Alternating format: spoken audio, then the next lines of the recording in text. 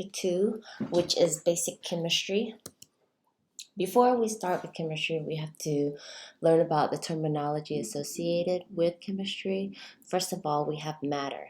Matter is anything that occupies or takes up space and has mass or weight.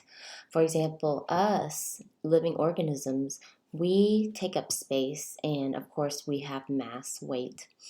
The liquid water has mass and it takes up space, and we know that by measuring the volume of water. But another example that we may not often think about are gases. Take, for example, atmospheric oxygen or carbon dioxide. Well, these gases, they take up space and they also have mass. So all of these that I just talked about are examples of matter. And all matter are made up of atoms. So atoms are the most smallest, most basic functional unit of matter. Please don't get the definition of atoms and cells confused. So remember from chapter 1, cells, the definition of it is that it is the smallest unit of life. Okay, so the smallest unit of living organisms. And then we've all seen this beautiful table, this periodic table of elements. Elements are substances that are in its most purest form, most simplest form, and they cannot be broken down to any further, okay? And then we've seen, or we know, some of the common elements are maybe hydrogen, sodium, calcium, which we need for bones, potassium, which we need for nerve impulses, carbon, which is all around, oxygen, which we definitely need. Okay, so within this chapter, you guys will get to know more of these elements. Let's take a look at the basic structure of an atom. So this example, this picture here is the atomic structure of helium. In helium and all atoms, we have a central core called the nucleus, and then the central core, this nucleus, it contains positive charges called protons, and then subatomic particles that do not have any electrical charge, so we say they are neutral. And then also on the outside, kind of orbiting around the nucleus, are subatomic particles called electrons that carry a negative charge. So that's the basic structure for helium. Let's take a look at our carbon atom. In its nucleus, it has 6 protons that carry a positive charge, 6 neutrons that do not carry any electrical charge, and then 6 electrons that carry negative charges. Now here, to better kind of receive or get information from a periodic table, here you have your periodic symbol, your chemical symbol carbon, chemical name carbon. This top number here, it is the atomic number for carbon, and then the definition of atomic number is the number of protons. So all these elements here on the periodic table, they are electrically neutral. So if this carbon has 6 protons, positive charge, to be electrically neutral, it has to have 6 electrons. But the definition of atomic number is the number of protons. This bottom number here is atomic weight. And the atomic weight is made up of the number of protons and then the number of neutrons. So for example, here we see that carbon has 12, the atomic weight is 12, and then the number of protons is 6. So how many neutrons does this carbon have? Well, we take the 12 and we minus 6 from it, so 12 minus 6, and then we get 6 neutrons. Let's try another example. Oxygen, it has an atomic weight of 16. Well, how many number of protons does it have? We can tell by its atomic number. So how many number of neutrons does oxygen have? Well, it will have 8. So 16 minus 8 is 8. But it's not always going to be divided in half like that. Take, for example, fluorine. Its atomic weight is 19. but its atomic number is 9, which is the number of protons. 19 minus 9 equals 10 neutrons. So in this class, you guys will have to do some type of basic math, okay? And then another interesting fact is that the atomic number, that number of protons, is what gives carbon its identity. Carbon is carbon because it has 6 protons. Nitrogen is nitrogen because it has 7 protons. Fluorine is fluorine because it has 9 protons, because its atomic number is 9. So here, electrons are very important. They carry energy with them. And then it's these electrons that will determine how an atom will behave, if it'll share electrons or if it'll transfer electrons, if it will react with another atom, okay? And then here, this right here, this is called an electron shell. Okay, an electron shell is just the space or the energy level that electrons occupy. So this is the first electron shell. Right here, this is the second electron shell. This one here is another electron shell. And then here, this is another electron shell. Well, the innermost electron shell has the lowest energy, and then the outermost electron shell has the greatest energy level. And then that outer electron shell is actually called the valence shell, or, just speaking in terms of electron, these here are called the electron or the valence electrons. So these valence electrons, the outermost electrons, they occupy or they orbit in the outermost electron shell, or that valence shell. And it's these electrons that will determine if it will react with any other atoms. So these atoms here, these elements, helium here, this first electron shell, it can only hold 2 electrons. That's the maximum. So helium is pretty full. So that means helium is not going to want to react with any other element, any other atom. It's pretty happy itself. Here, neon, in a second electron shell, it has 8 electrons. And then the second shell can fill up to 8. So neon is pretty happy as well. It has the first shell filled up and then also the second shell. So that means that all the electrons are paired, and it means that the neon element will not pair up or interact with any other atom. So it's going to be unreactive. That's what we say. It'll be unreactive. Here, argon, it has its first electron shell filled, its second electron shell filled, and then the third electron shell can fill up to 8 electrons as well. So that means argon is pretty happy, and it's not going to want to react with any other atom. So the first electron shell can fill up to 2, the second 8, and then the third 8. So 2, 8, 8. These atoms here, they're called the noble gases, and then they're all paired up. What they, have done is that they have fulfilled this octet rule where their valence electron is filled up and they're going to be unreactive. Take, for example, here, nitrogen, it only has 1 electron, but its electron shell or its valence electron shell isn't filled up.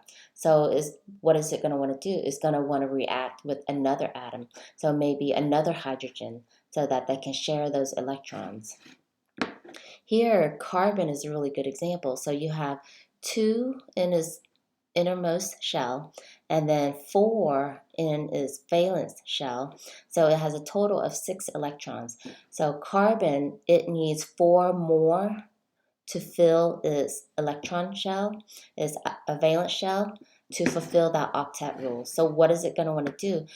Carbon may want to bond with another hydrogen, another hydrogen, another hydrogen, and another hydrogen. So that way the carbon element can be happy, and then the 4 hydrogens can be happy. So these elements here, these atoms, what they strive to do is be like these noble gases to fulfill that octet rule. And the only way that they can fulfill that octet rule is if they have some kind of activity with another atom. Let's talk about isotopes. So isotopes are basically a different form or a variant form or an alternative form of an element. Remember, what gives an atom its identity is the number of protons. So with these isotopes, the number of protons have to be the same. The only thing changes is the number of neutrons. The number of neutrons. And then carbon is a really good example. It has 3 isotopes. It has carbon 12, carbon 13, and carbon 14.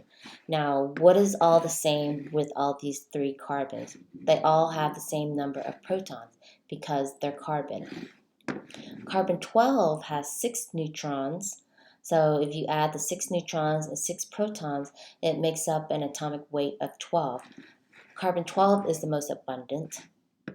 And then here we have carbon 13.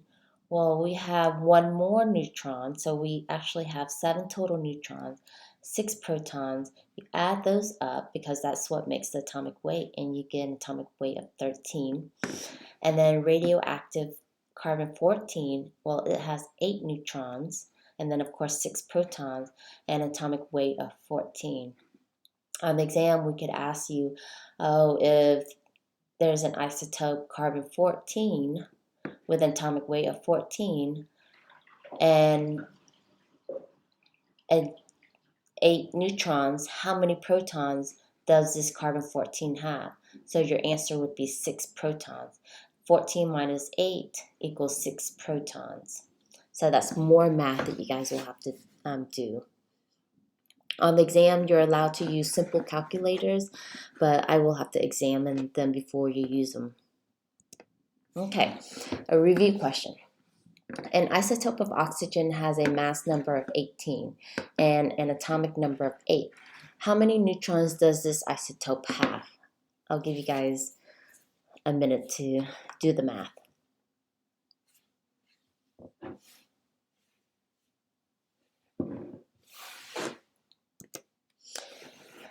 If you got 10 neutrons, you are correct. So here we take the atomic weight minus the number of protons, because here we got the clue that the atomic number is 8. So that means we know that this isotope of oxygen has 8 protons. So, and then when we do the math, we get 10 neutrons. Carbon's atomic number is 6. How many electrons are in carbon's outer shell? So remember that 2 is the maximum on the first shell, and then 8 on the second shell, and then 8 again on the third shell. So if it has 6, you'll fill in 2 on the first shell, and then the second shell, how many electrons do you have left if it has 6? Your answer would be 4. 4. Sometimes it'll help if you draw it out. So how do atoms get the electrons they need? Well, what they're going to do is that they're going to form chemical bonds. Chemical bonds. And then there's 3 types of chemical bonds. There's ionic bonds, covalent bonds, and hydrogen bonds. And then these types of bonding, they're either sharing electrons or transferring in the term of, in the sense that they are donating or receiving electrons. And it has to do with these valence electrons. Let's talk about ionic bonds first. So a really good example of ionic bond is sodium chloride, your table salt. And a lot of times these ionic bonds, they will form salt from a metal and a gas. So here we have the atom sodium, And then sodium only has one electron in its valence shell. So in order to fulfill that octet rule, it's going to either lose that one electron or gain 7 more.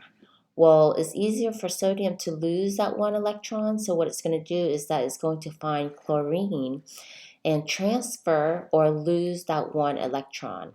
So now its valence shell will be the second shell, which is full. And then we look at chlorine. Well, chlorine has 7 valence electrons, so it only needs one more to fulfill that octet rule to have 8 in its valence shell. So it's going to receive that one electron from sodium, and now it is full and it has fulfilled that octet rule. Well, when atoms lose or gain electrons, they become ions. And then since sodium, it lost one electron, it is now a positively charged ion. It is called a cation, a cation. So your sodium or your cation will have more protons than electrons. And then your chloride ion, well, it has gained an electron, so now it has more electrons than protons, and it is called an anion, anion. So now this chloride ion is negatively charged.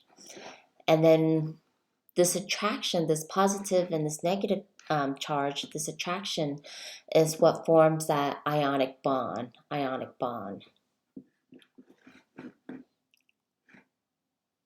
Another example of a salt is calcium phosphate. Okay, so calcium phosphate is a salt that's needed in your bones to make it stronger. Now, I won't expect you to know the chemical formula of salts, like Epsom salt or, potassium chloride salt. But I want you to associate that ionic bonds do form salts. The only chemical formula of a salt that I would like you to memorize is sodium chloride. Okay, so that was transferring of electrons.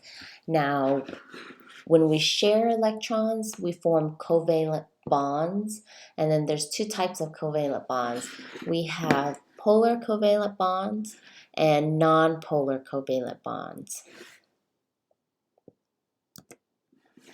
Before I talk about those covalent bonds, I do want to talk about the attraction or the affinity that atoms have to electrons. So this attraction will determine how that atom will act. So here, oxygen, well, if you see oxygen, it has a numerical value to tell us how strong or how weak that attraction is. So since 3.5 is a relatively high number, it wants electrons. And we can see with this picture here that oxygen only needs 2 more electrons to fulfill that octet rule. So it's going to want electrons bad, or it's going to be more greedy for electrons. And then carbon, it has a lower value of 2.5. So since it needs 4 electrons to fulfill the octet rule, okay, so its attraction to electrons will be lower than oxygen. Here, nitrogen, it has a 3.0, and then it needs 3 more electrons to fulfill that octet rule. So it's closer to fulfilling the octet rule than carbon. So that's why its affinity for electrons is higher than carbon. Now I want you to keep in mind the value for carbon and hydrogen, which are pretty similar to each other. So their affinity or their attraction for electrons is pretty close or similar to each other. This attraction to electrons is called electronegativity. Electronegativity. Okay, so let's start off with nonpolar covalent bond. Nonpolar covalent bond is when 2 atoms or more share electrons equally. Share electrons equally. And then this happens if the molecule is made up of two of the exact same elements, identical elements. So if we have two exact identical elements, of course their affinity for electrons is going to be exactly the same. So take, for example, hydrogen gas, which is made up of two hydrogen atoms. So here, these two hydrogens, they have the same affinity for electrons. So that means that they're going to share these two electrons equally. Now, when they share these electrons equally, they are satisfied and they have fulfilled the octet rule. Same thing goes for oxygen gas. Atmospheric oxygen is made up of two oxygen atoms, and then they have the same attraction to electrons because they're exactly the same. And then what they're going to do is that they're going to share these four electrons equally, the same. So that's one rule to remember for nonpolar covalent bond. Another rule is that if it contains carbons and hydrogens. Okay, so methane is a really good example. So here, if you recall from the previous slide, carbon, it needs 4 electrons to fulfill that octet rule. Well, what has it done? It has found 4 hydrogens that need to fulfill that octet rule as well. So what they're going to do is that they're going to share these 2 electrons. So this carbon is going to share 2 electrons with this hydrogen. So that forms a nonpolar covalent bond. And then the same carbon is going to form a nonpolar covalent bond with this hydrogen by sharing these electrons pretty similarly. And then the same goes for here. This carbon will form a nonpolar covalent bond with this hydrogen. So remember that carbon has a value of 2.5 and hydrogen has a value of 2.1. So those are pretty similar affinity for electrons. And then of course, the same carbon is going to form a nonpolar covalent bond with this hydrogen. So these are nonpolar covalent bonds, or what we call nonpolar compounds. And then another example of compounds that contains carbons and hydrogens are your fats or your lipids. Here, this is a picture of the structure of a saturated fat. And then you can see that in a saturated fat, there's a lot of carbons and a lot of hydrogens surrounding it. So since the carbon and hydrogens, they have a similar electronegativity value, these here are nonpolar covalent bonds. Nonpolar covalent bonds. And the same thing goes for your unsaturated fat. You have a lot of carbons and hydrogens, and then the bonds here are nonpolar covalent bonds. Right here, this is another example of nonpolar covalent bond because you have equal sharing of electrons between these 2 carbons, which are exactly the same element. So these 2, if you can remember these 2 general rules, then they are nonpolar covalent bonds. The other type of covalent bond is your polar covalent bond. So these polar covalent bonds are unequal sharing of electrons when one element or atom becomes more greedy, when one element has a higher affinity for electrons. And then if you remember, your oxygen has a electron affinity about a 3.0 or 3.5, so that means it's going to be highly attracted to electrons. A great example of polar covalent bonds is water. So here water is made up of H2O. In water, your oxygen, since it's highly electronegative or it has a strong affinity for electrons, it's going to want to hog the electrons that it's sharing with hydrogen. It just means that these electrons will spend more time with oxygen, and then when doing so, it'll make oxygen slightly negative. because electrons carry a negative charge. And then it'll make this hydrogen slightly positive. So this is a polar covalent bond. And then the oxygen, well, it forms another polar covalent bond with hydrogen, with this hydrogen. So since the oxygen has a strong affinity for electrons, these electrons will spend more time with oxygen. Okay, and then we've already stated that the oxygen is slightly negative, but it'll make this hydrogen slightly positive, slightly positive. So you have polar covalent bond, polar covalent bond. So if you see an oxygen, kind of associated with a polar covalent bond. And also if you see nitrogen, so nitrogen has a high electronegativity value. It has a high attraction to electrons. And here, this compound, ammonia, the electrons that it's sharing with hydrogen will spend more time with the nitrogen. So that means that nitrogen will be slightly negative, and then these hydrogens will be slightly positive, slightly positive. The bond that holds this nitrogen to this hydrogen is polar covalent. The bond that holds this nitrogen to this hydrogen is polar covalent. The bond that holds this nitrogen to this hydrogen is polar covalent. So on the exam, you'll have to be able to recognize, what is polar covalent, what is nonpolar covalent. And then if you follow the rules for nonpolar and the rules for polar covalent, if you see oxygen or nitrogen, it means that most likely is polar covalent. And then the last type of bonding that we need to talk about are hydrogen bonds.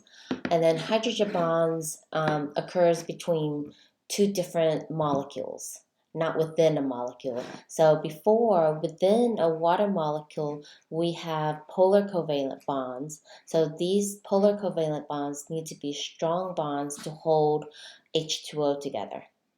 But in order for a water molecule to stick to another water molecule, we need to form a hydrogen bond.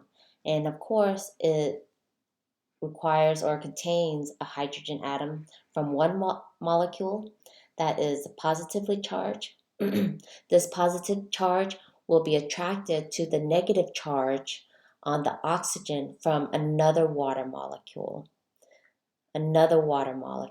So it's similar to ionic bond, where it has the attraction between opposite charges. Okay.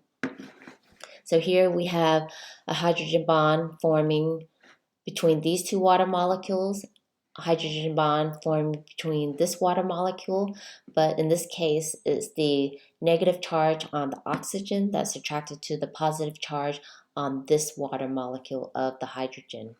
And then, of course, the same oxygen, the negative charge, is attracted to another hydrogen on another water molecule. So that's a hydrogen bond.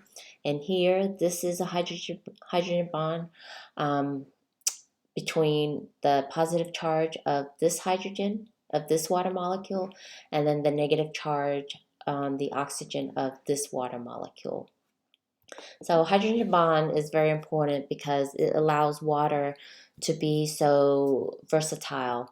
Hydrogen bond gives rises to the 5 properties of water, and then these 5 properties are surface tension, cohesion, adhesion, high specific heat, and heat of vaporization. Okay, so those 5 properties are relatively easy to understand, so we're not going to go over it, but you do have to know what they are. Okay. So for every chemical reaction or chemical equation, there are molecules going in and then molecules being formed. You'll have to know how to identify what are called the reactants. And then the reactants are molecules that are going in to the chemical reaction, or what we say the starting material. So for example, this is the chemical equation, a very basic chemical equation for cellular respiration. So what's going into cellular respiration is glucose and oxygen. So glucose and oxygen are the reactants, the starting material for cellular respiration. And then what is going out, or what is being formed, or what is the end material, that's called the products. So the products for cellular respiration is water, carbon dioxide, and ATP, that chemical form of energy that our cells will use to do the things that they need to do to sustain our life. And then let's take another example. So this is the chemical equation for photosynthesis. Carbon dioxide and water are the reactants, the starting material that goes into the chemical equation, and then what goes out, the products, are glucose and oxygen. Glucose and oxygen. Solutions. Now, solutions are made up of two components. We have something that's called the solute, and then the solute is what's being dissolved. Some examples can be your salt, your sodium chloride, okay, or glucose. If you put the solute sodium chloride salt into water, what happens to that sodium chloride? Well, it'll break down, it'll dissolve, it'll disassociate. Okay, so we call it the solute. And then the solvent is what's doing the breaking down of. The solvent, a lot of times, is water. And then if it's water, we call it the aqueous solution. And then there's a phrase in biology and chemistry, actually, like dissolves like. It's just saying that polar compounds will dissolve in polar solutions.